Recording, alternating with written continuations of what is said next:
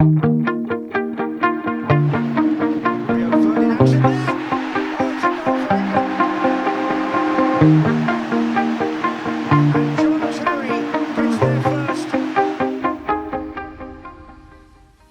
everyone, I'm joined here today with Chelsea and England legend John Terry. How you doing, John? How are you, mate? We've had a busy day. John's going to have a chat with me about some of the old boots. We're both similar ages, so we've got the same sort of memories, John, and we're these sort of boots. The Predators we'll start with. So going back, John, what's your first memory of the Predator? What ones you first recall seeing? I just think of Becks when I see the Preds. All you think about is Becks. I think it was probably the early ones with a big, thick. Easily one of the earliest. Then this was like 94, 95. Then they introduced the red tongue, which, like say, Becks was put on the map, didn't they? Which is the main ones I remember. I remember them being really thick and trying to because I was with Adidas back in the day. Oh yeah, that's what I was going to say to you. That was when I was with them for a couple of years, to be honest, but just kind of never felt right for me. Kind of they went down this route, the kind of Preds and the rubber. Yeah, it was from the early days, pre-season games at Chelsea. So did you have a deal with Adidas? I had like a year kind of rolling deal when you're 18, 19. Then I changed over to Umbro after that. Umbro just felt a little bit more defenderish, if that makes sense. These were a little bit more flamboyant and more for the strike. Yeah, a little bit, thing, Becks and that. And so obviously, these are the sort of ones that Gazza scored the free kick. We remember that, obviously we all do. And then they brought in the accelerator. We've got a pair here. These are David Beckham's, John, from '99. So how iconic are they? This is when they just went a little bit more stylish. I think you see them kind of go from that one, like the plain Adidas stripes, to actually just being a little bit more streamlined. That's right, yeah. So really obviously in this photo you've got the tractions on. So you only wore them for like a year. Yeah. And then what, Umbro come in and Umbro had Michael Owen, Shield was their two main players at the time. Right. I was kind of coming through at Chelsea and they just kind of snapped me up. So I was with Fila, Adidas, and then Umbro, and then eventually Nike. That's crazy. Later part of my career. I found that one of you, John, with the speciales on. It's crazy, isn't it? So you obviously you liked Umbro from the start, didn't you? So and then obviously there you are with the feelers on. So you've tried every brand, didn't you, really? Yeah, pretty much, yeah.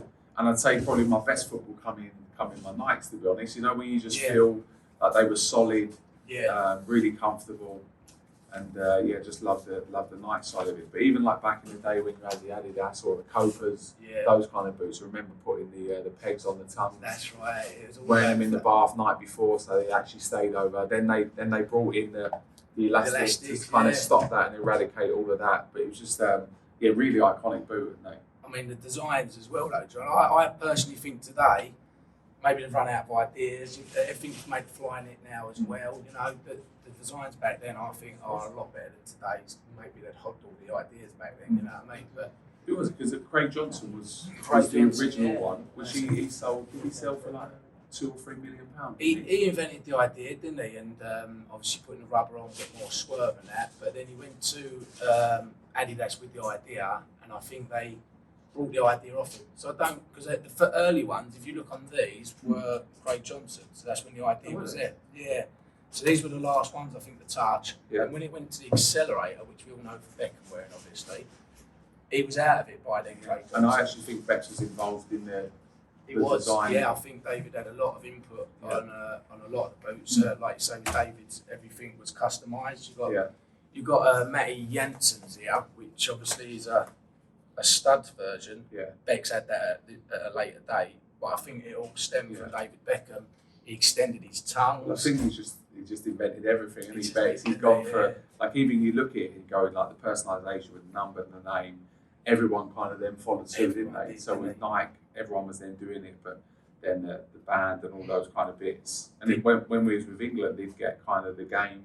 Yeah, England versus Spain or whatever it may be, like the engravement in them, become really big and popular. But I think iconic now because you can look back and go, right, that's so-and-so's boot from that game. From that season. Whereas a lot of people, the authenticity of it now go, that was his boot, I think, from that game. Because they all look so, like you say, you know yourself, Nike was selling you so many, but you wore 2 or 3 pairs a game, didn't you? So I used to wear 3 pairs of boots every game. Yeah. So one to warm up in, one for the first half, one for the second half. That's and then I wouldn't wear them again. And then they were just going back.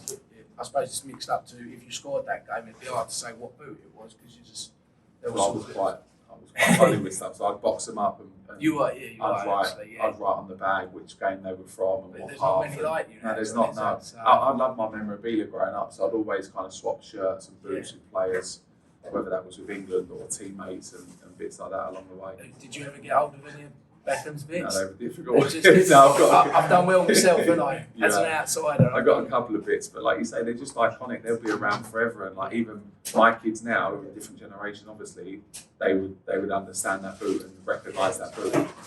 These like me trying to get these down to a game. David wore these for 3 months. As you know, back then, in our earlier days, we did have a pair of boots for a season. Obviously, you was a pro, so you probably got quite a few. Yeah. But he wore these, and then he wore these till Brooklyn was born. Yeah. And then obviously it was Brooklyn for his a name while. on it. Yeah. Like you say, when Beck's that kind of class of '92, those boys would have gone through probably 10 pairs of boots a season, whereas now the players go through and probably 50, 60 pairs of boots a season. It's crazy. With the training, the games, and those kind of bits. So it's probably a little bit easier to kind of pinpoint down which game they're from. 67 minutes gone. Here's John Terry! John Terry! Brilliant!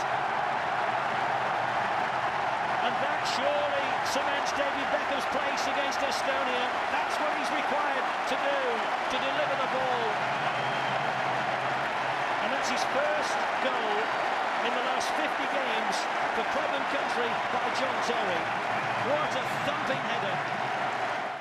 I always used to get Nike, especially in the big finals and stuff, to engrave the game, the occasion. So what, you speak to your agent, I'm guessing, tell your agent, I want 5 pairs for that cup Yeah, final. naturally you build up relationships, and Nike would just then send them out. I know what I want, my kids' names.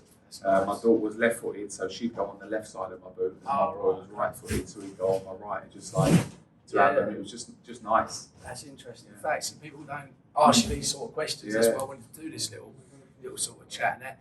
Going back to the Preds, John, obviously Instagram, all that, social media wasn't alive when we was growing up, 17, 18. So it made a big splash, didn't it, when this Adidas Predator come out, and if you was lucky, you'd see one advertised, you see them in the shops and that. We're all buying them, just waiting our mums and dads park with quite a lot of money at the time. Yeah. Do you think that the actual boot worked overall? Do you think the bit of rubber and that, it did help swerve the ball? Yeah, I actually think it did. Yeah, You think it did? yeah. I found it noticeable a little bit. Yeah.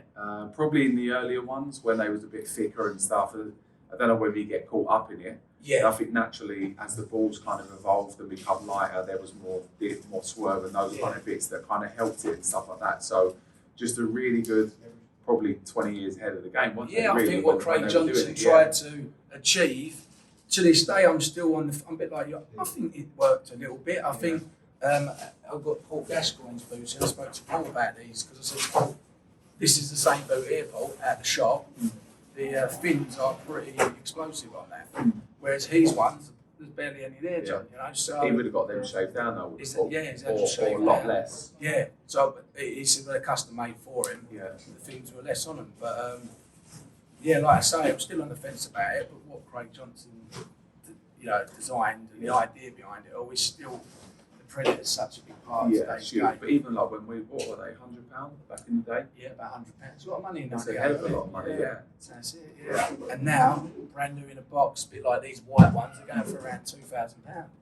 It's a big investment, so it's crazy. So, listen, John, it's been lovely speaking to you. Pleasure, mate. Appreciate you taking time out and that, and thank you very much, mate. Pleasure, so top man. Thanks, mate. Cheers. Cheers, mate. John Terry, everyone. Johnson tries to come and put a bit of pressure on it. And look at John Terry. That is real commitment to the cause. The runaway champions, Chelsea.